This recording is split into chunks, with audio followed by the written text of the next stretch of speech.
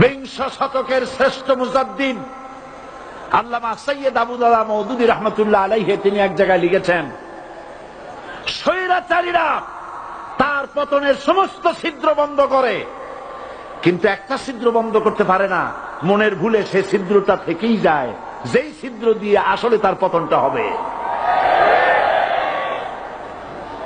ক্ষমতায় গিয়ে মনে করে চিরকাল ক্ষমতায় থাকবো।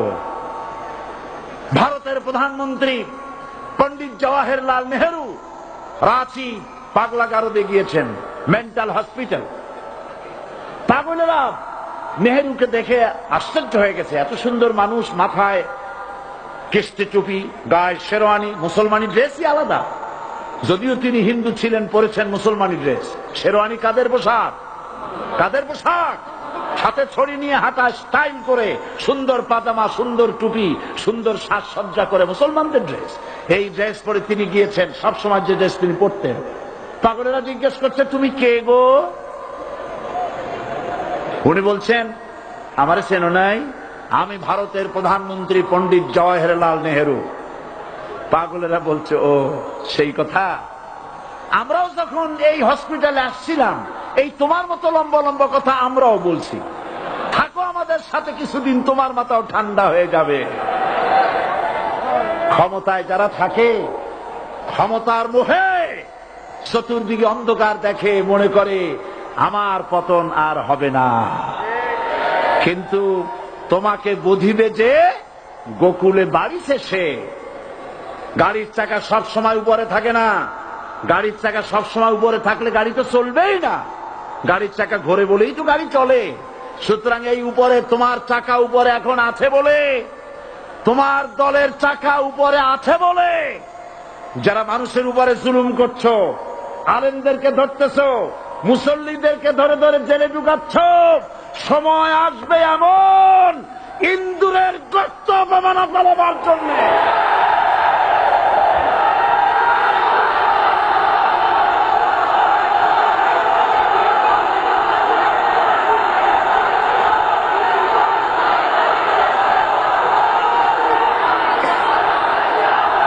আবু জাহেলের গোষ্ঠী,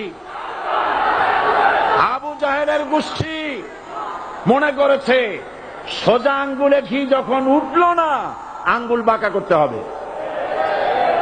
শুরু হয়ে গেল অত্যাচার, শুরু হয়েছে না? হযরত সুমাইয়া রাদিয়াল্লাহু তাআলা আনহা কি নির্মম ভাবে, নিষ্ঠুর ভাবে তাকে শহীদ করা হলো। খাব্বাব, খুবাইব, হযরত খাব্বাব রাদিয়াল্লাহু তাআলা আনহুকে দেখে হযরত ওমর একদিন বলছিলেন, খাব্বাব তোমার পিঠে এত গর্ত কেন? এত গর্তওয়ালা পিঠ আর এত চিকুন কোমর আমি তো জীবনেও দেখিনি। হযরত খাব্বাব বলেছেন, ওমর জানো না, ইসলাম কবুল করার অপরাধে, কালেমা পড়ার অপরাধে কাফির বেঈমানেরা আমাকে মারধর করেছে।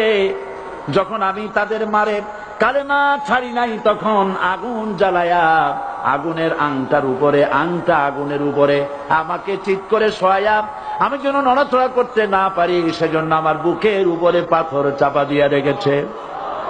আগুনে গোশত পুড়ে পুড়ে আগুন ভিতরে ঢুকেছে, গায়ের রক্ত আর চর্বি গলে গলে পড়ে আগুনগুলো নিবেছে। ওই পিঠে যে গর্ত হয়েছে আজও পর্যন্ত সেই গর্ত মিটে যায় নাই।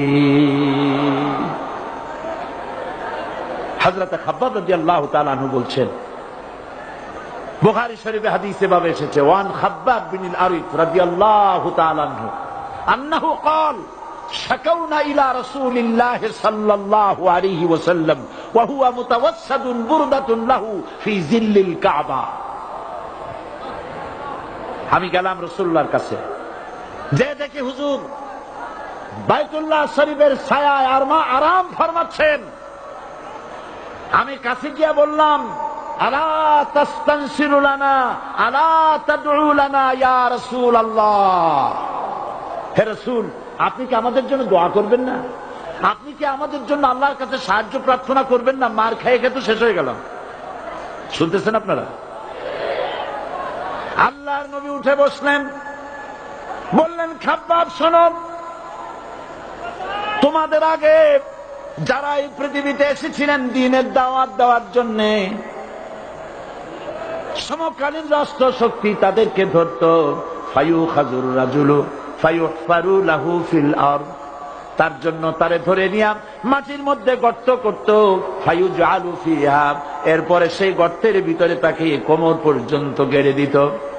সুম্মা ইউতা বিল মানশার, এরপরে করাত আনা হতো, ফায়ুদাউ আলা রাসিহি, এরপরে করাতটা মাথার উপরে রাখা হতো, ফায়ুজআলু নিসফাইন, এরপরে করাত দিয়া চিরে চিরে দিত, মানুষটাকে দ্বিখণ্ডিত করে ফেলে দিত।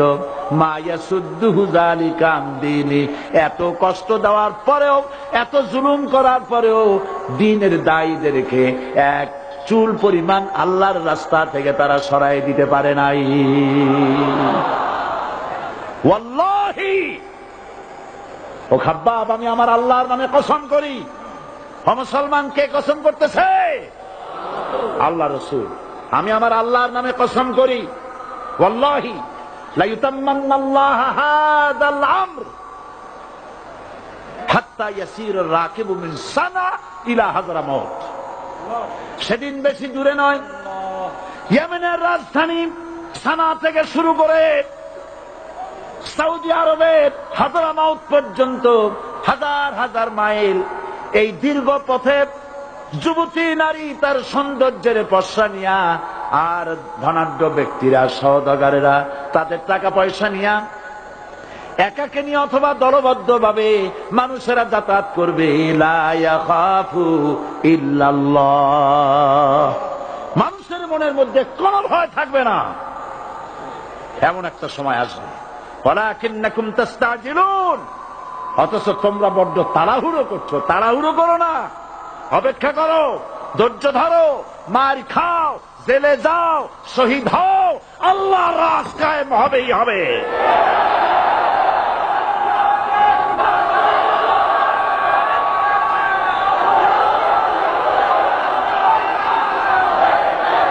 বিল্ডিং থেকে শিক্ষা গ্রহণ করুন, বিল্ডিং, ইমারত, দালান থেকে শিক্ষা গ্রহণ করুন। এই যে দালান আছে না পাশে, দেখতে পাচ্ছেন? এই দালান কি দিয়ে তৈরি করা হয়েছে বলেন? ইট। সমস্ত ইটেরা যদি ধর্মঘট করত, আমরা কেউ মাটির তলায় যাব না, কেউ আমরা আগুনে পুড়ে ঝামা হব না, পিক হব না, কেউ আমরা টুকরা টুকরা হব না, সবাই থাকবো উপরে উপরে, তাহলে কি দালান হইতো নাকি?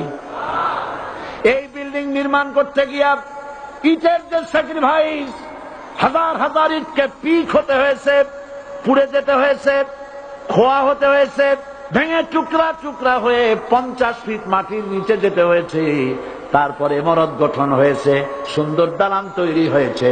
যারা ইসলামী শাসন চান, আল্লাহর দ্বীনকে বিজয়ী দেখতে চান, তাদেরকে অসংখ্য মানুষকে পোড়াইটের মতো জেলখানায় পুড়ে পুড়ে মরতে হবে, অসংখ্য মানুষকে ফাঁসির কাস্তে ঝুলতে হবে, গায়ের রক্ত দিতে হবে, শহীদ হতে হবে, তারপরে ইসলামের ইমারতটা কায়েম হয়ে যাবে। শায়ের কবি কি সুন্দর করে বলছেন, কবি সুন্দর করে বলছেন, ये शहादत गाहे उल्फत में कदम रखना, ये शहादत गाहे उल्फत में कदम रखना, लोग समझते हैं आसान है मुसलमान होना। মানুষেরা মনে করে মুসলমান হওয়া খুব সহজ জিনিস। না, মুসলমান হওয়ার অর্থ হলো শাহাদাতের ঈদগাহে শামিল হয়ে যাওয়া।